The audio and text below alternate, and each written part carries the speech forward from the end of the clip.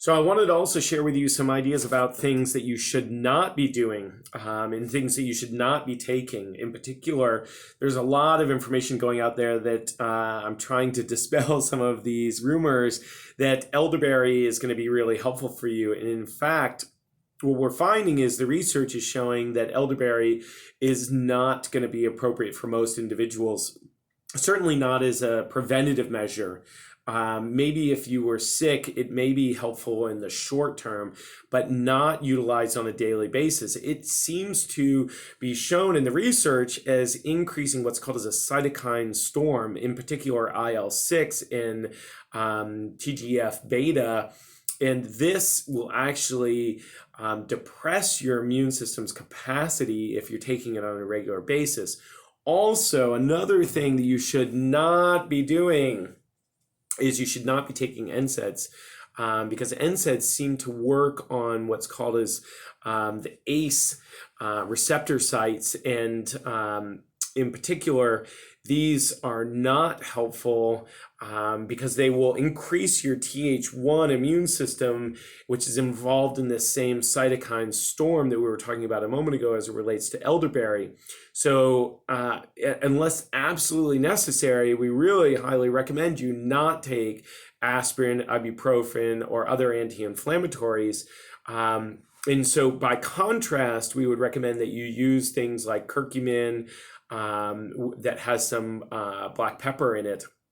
And also, omega-3 fatty acids have been shown to be analgesic, so they will reduce pain patterns. If you're taking it for pain or inflammation, your fish oil, omega-3s, can be helpful for that. So reach out to us and we can get you some particulars about that. I mentioned earlier about essential oils as being something that you might want to do, disperse in the air, or even you can use it topically. And these can include things like eucalyptus, clove, grapefruit, cinnamon, tea tree, lemongrass, frankincense, even olive leaf extract. All are super helpful, and I would strongly recommend that you consider utilizing those in your homes or even in your work environments. You can even, if you are wearing a mask, you can even put those onto the mask, increasing how you're getting those in or around your body.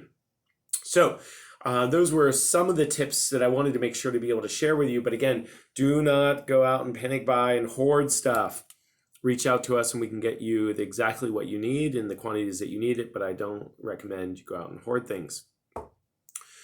Another recommendation that is really important for individuals, I live here in California. We seem to be prone to earthquakes and fires, but there are a variety of other natural disasters that other individuals in different places of the country and the world experience, like tornadoes and tsunamis, amongst others.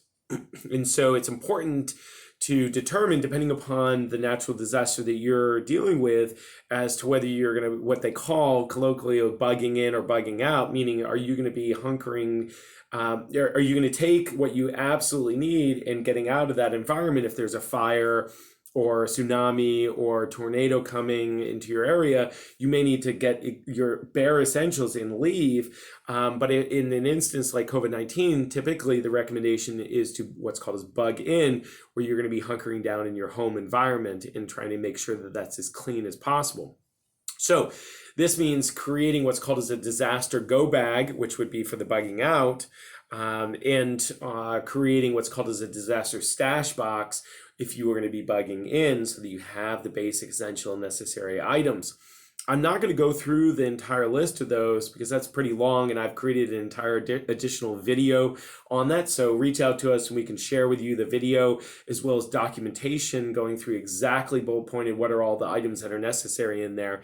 But those things would be really important, and making sure you have enough of those bags or enough items in your disaster stash box for you and your entire family that is immediately staying with you, as well as helping the elderly or family members to prepare their own in their homes. And so you may want to take some time and create a group effort where you'd be putting those together, because each person may have different and unique items that they are needing, including things like medications or contact lenses or other kinds of, whether if you're a female, feminine products may be necessary for you to have in there. And so making sure you have the appropriate items would be really important and prudent to do. we can help you with that. We have documentation and videos on that in addition. So making sure that you're prepared and ready for that would be another thing to really consider doing. And I want to make sure that you're getting that and being ready for that. All right, so let's talk about the next things that would be helpful for you in case there were some changes in your environment. So let's talk about some other things that you can use, some supplementation that you can use to improve your immune system. So, if you're not testing, you're guessing. It's important to know if you're deficient in these things before you start taking them willy-nilly. That's why I talked about how we can test here in office non-invasively in 30 or 40 seconds. If you don't happen to live here, I can get you in contact with someone who can do that throughout the country and throughout the world. We can get you tested, so not to worry, but reach out to us and we can assist you with that and put you in touch with those individuals and make sure that you find the right people that can help you with that. But some things to consider having on hand in your medicine cabinet so that you are prepared in case you needed them. Iodine. Who knew? Iodine's been used forever to be able to clean up cuts and other kinds of abrasions in hospital settings and urgent care settings, on the field. And iodine's super helpful. You can not only put it on the surface of your skin, but you can also ingest iodine. 20 drops of iodine into a glass of water a few times a day can be really helpful. I would recommend you take it away from food.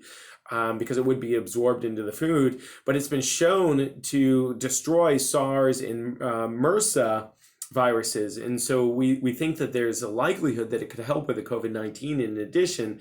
And so again, iodine, colloidal silver. So I'm going to show you a couple products here. Colloidal silver has been shown to be antibacterial, antiviral, and it's really powerful. And so colloidal silver comes in a spray bottle like this here. And so you have a nasal applicator here. And so you would put this into your nose. You would then breathe in while you're administering this, and it will get all the way up into your lungs. You could also spray this down into the back of your throat.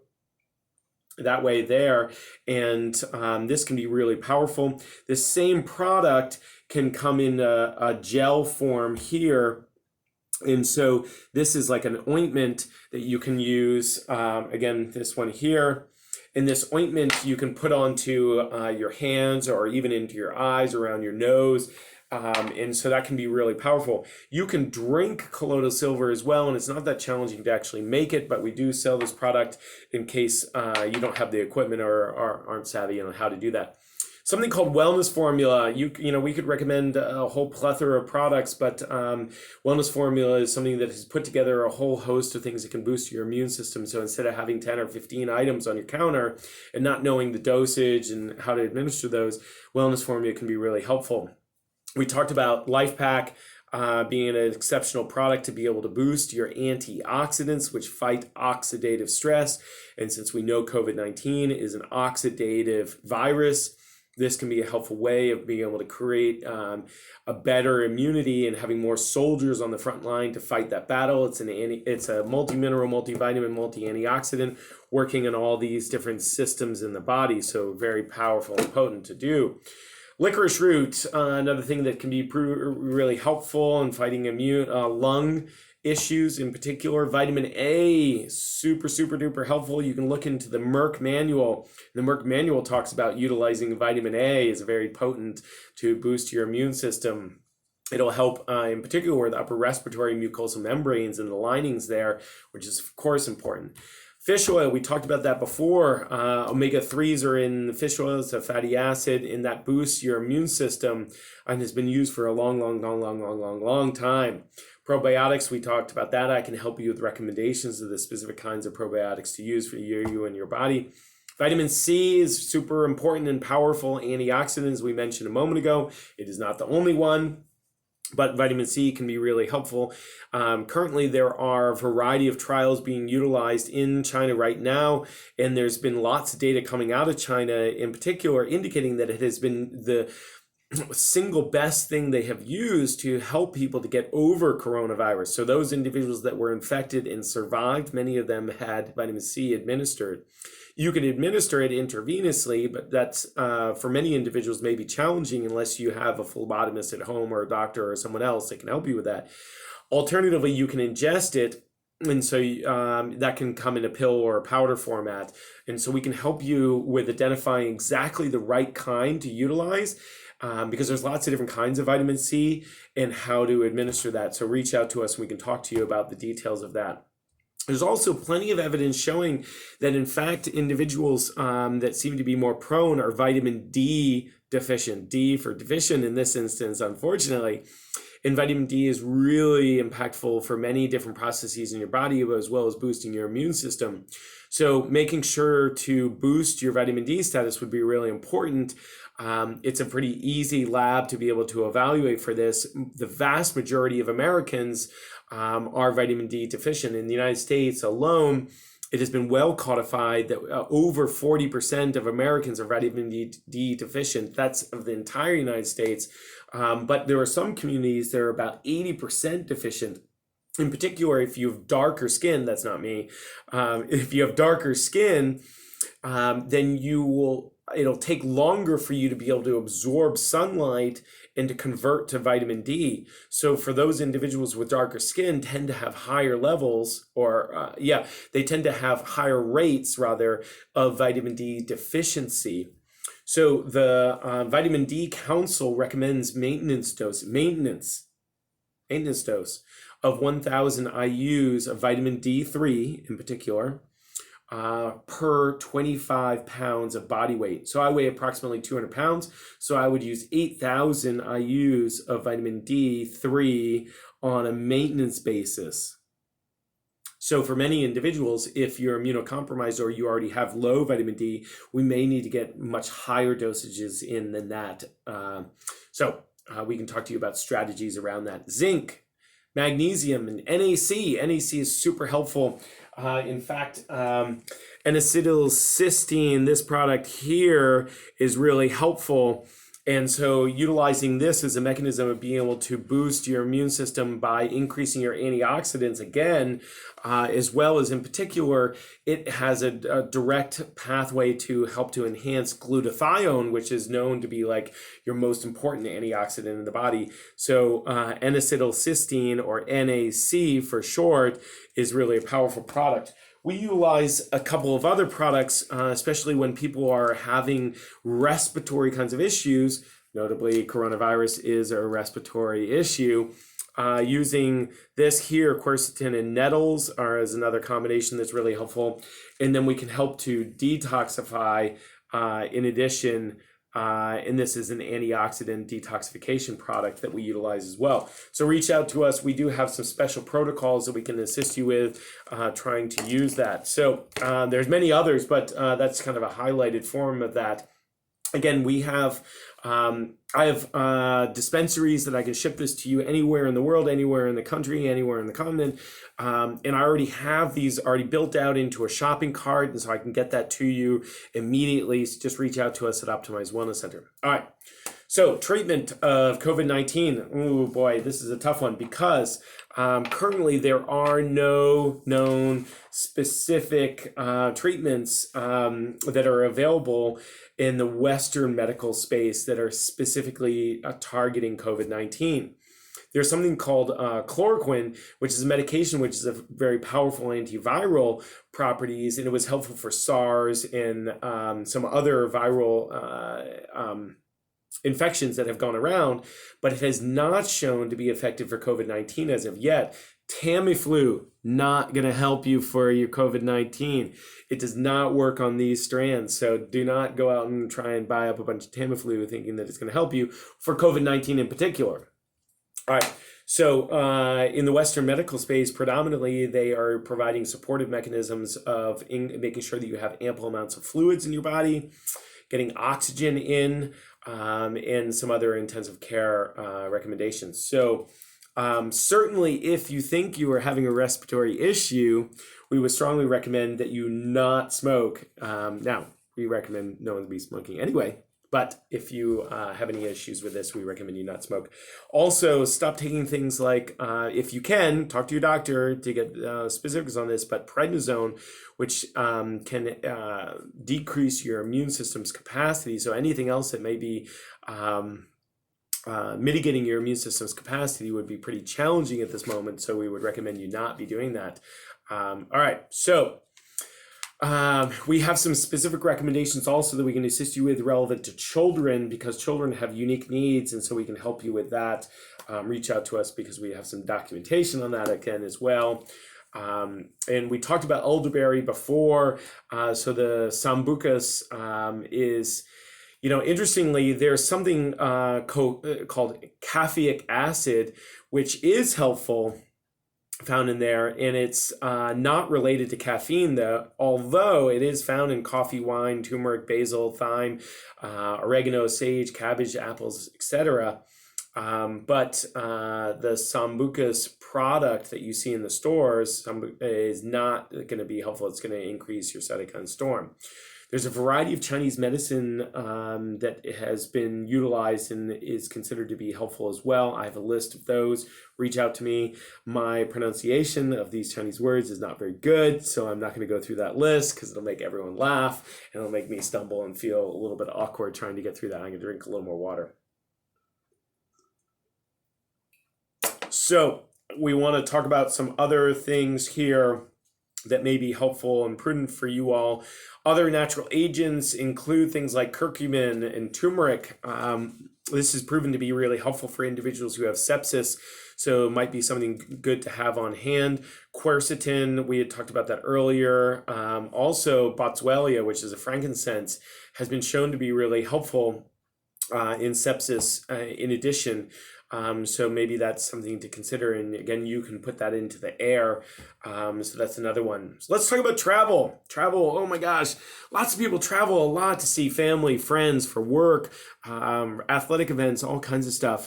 This is proving to be really difficult for many people, especially since airplane tickets and cruise ship tickets and train tickets are very inexpensive at the moment. The CDC has created a geographic map of risk assessment, and they categorize this through levels 1, 2, and 3.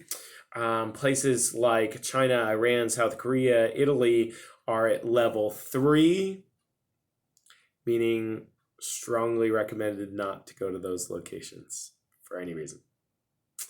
Level 2 includes places like Japan. Level 1 includes places like Hong Kong, and we're starting to see some ticking with Singapore, Taiwan, Thailand, and Vietnam as well.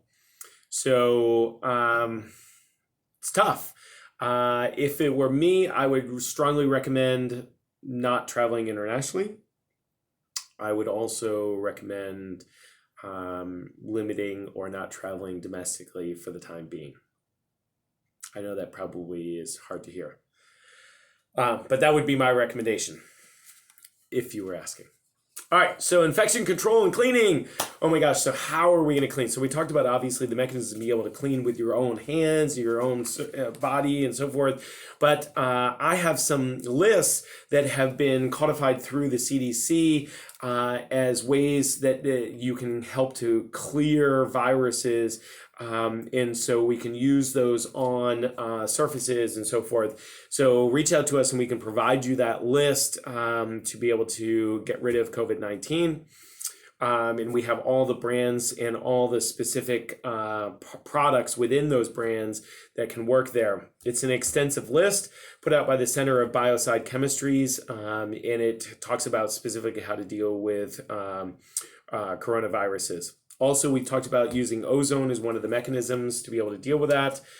So we can share with you that list of all the disinfectants that you can use. So I mentioned also that there are some ways that I want to share with you of how to communicate with people, reaching out to your loved ones, family, friends, other individuals, neighbors. In times of need, it's really important to continue and to sustain those relationships. So sometimes phone systems and communication systems go down depending upon what the natural disaster is or other kinds of things that are going on. So you have to have other ways of being able to do that. And so we have learned that there's some ways of being able to do that. And I'm going to give you some suggestions here. Essentially, what they do is they work over your Wi-Fi. Even if you don't have Wi-Fi or cellular data, some of these can still work. And so they essentially kind of create they make your phones like a walkie-talkie. So some of them require pretty close proximity, only several hundred meters, and others work in slightly different ways. So you'll want to figure out which ones work best for you and maybe have redundancy. So there's something called a serval mesh, SERVAL mesh, which is utilized for Android systems. And this has been utilized by places like New Zealand Red Cross. It has been recommending utilizing this, and it works really well. It's been used for the last 3 years since 2017. And again, it's for Android systems. Then there's something called Zombie Chat. I'm not trying to figure out with zombies, but it's called Zombie Chat. And this is for iPhones only. And it's similar to the serval mesh, but it helps to create a peer-to-peer Wi-Fi signal and utilizes your Wi-Fi infrastructure to be able to help you to communicate and alert people. Something else called Fire Chat. There's another one called Zello, and then there's something called Nextdoor. This is a great way that maybe many of you already are familiar, and maybe it's a time to go on there and try and really identify your neighbors and make sure that you know how to communicate with them through this product. And so, you need to set this up before there's a disaster, before the systems go down, because afterwards it's going to be almost impossible to be able to do this. So you want to get this up and ready. So reach out to us and I can provide you the documentation on these different means of communicating. Of course, if there is an emergency, even if you don't have a cell phone plan, if you have access to a phone, dialing 911 would be the mechanism to use. It'll reach out to, and they'll put you in touch with the right people that you need to be in touch with, okay? I also have lists of resources that can help you with real-time tracking, what's going on minute to minute, day to day, region to region, what's going on, how to prepare if you're under quarantine. So large areas and large numbers of individuals are going into quarantine. I think the entire country of Italy, just as we've been speaking, has gone into quarantine. We're starting to see quarantines occur in New York and in Washington for many individuals. How to prepare your families, how to share that information, how to talk to children that don't have the vocabulary to express their concerns. So we can help you with that. We have documentation on that as well. Reach out to us and we can help you with that.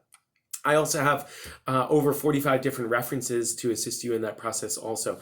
So finally, I wanted to show one other recommendation, which is many people are challenged in terms of accessing hand sanitizer. The stores, it's gone. It's pretty much done. I mean, if you find it, great. I encourage you to grab some, but not hoard. But you can make your own. So the mechanism being able to do that is through utilizing, as I mentioned earlier, 60% or greater of alcohol. So this is a 70% alcohol. And then you can use aloe vera. So as you can see here, I have an aloe vera plant.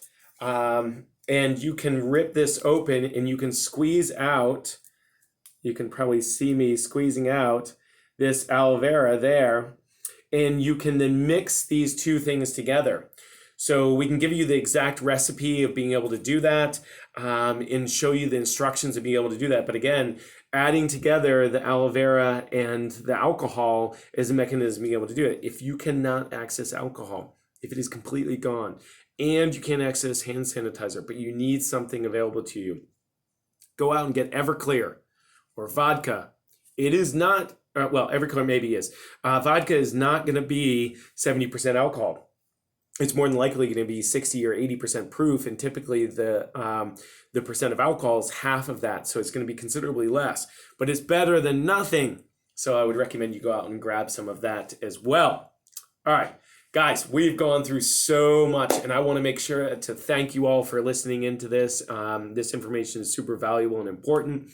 I would encourage you to share it with your family members, your colleagues, your loved ones, your neighbors, so that they can also get prepared. Consider those things that I shared with you and reach out to us at Optimize Wellness Center. We can be reached at info@owcalameda.com or info@optimizewellnesscenter.com. And we can help you out. You can reach us via phone or on our Facebook page. or on our Google page. All those are ways that you can reach out to us and we can assist you. And I'm happy to share this information with you and helping you to make sure that you are feeling comfortable and confident. We're dispelling the fear and rumors, that you are prepared because preparation is your responsibility. We're putting slack in the system, that you have the tools to be able to communicate with family members and friends and loved ones, and you can get the resources that are necessary for you to have so that you can have those in your home, in your medicine cabinets, and help you to boost your immune system. Because as we talked about earlier, we want to make sure that you have what's necessary to be able to thwart this. And part of that is this process where we talked about how when you have infection and susceptibility, that equals symptoms. So we want to reduce our susceptibility by boosting our immune system, okay? Yes, it's possible to boost your immune system. Who knew? And we can help you in that process. Also, if you're not testing, you're guessing, we can help you with the testing process here at Optimize Wellness Center. So start thinking about some of these things, these tips and tricks, reaching out to us. We can help you with some of these things. We can also help you with the videos and sharing the documentation. Thanks, guys, for checking in here at Optimize Wellness Center. I'll look forward to catching up with you soon.